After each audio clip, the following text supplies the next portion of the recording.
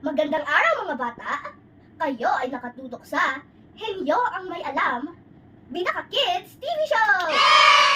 Ako si Jazz, ang inyong lingkod. Halina't alamin natin kung paano matutukoy ang eksaktong lokasyon ng Pilipinas sa mundo.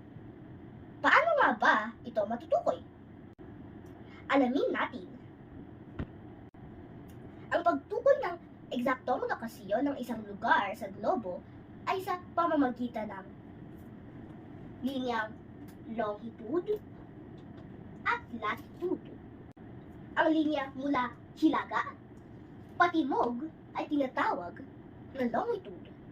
Ang linya mula kanluran, silangan ay tinatawag na latitude.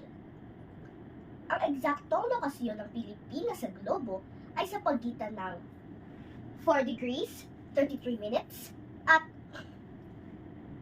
21 degrees, 25 minutes, hilagang latitude. At 116 degrees, 0 minutes, at 127 degrees, 0 minutes sa silangang longitude. At dyan nagtatapos ang Henyo ang May Alam, Binaka Kids TV Show! Ako si Jan. Hanggang sa muli!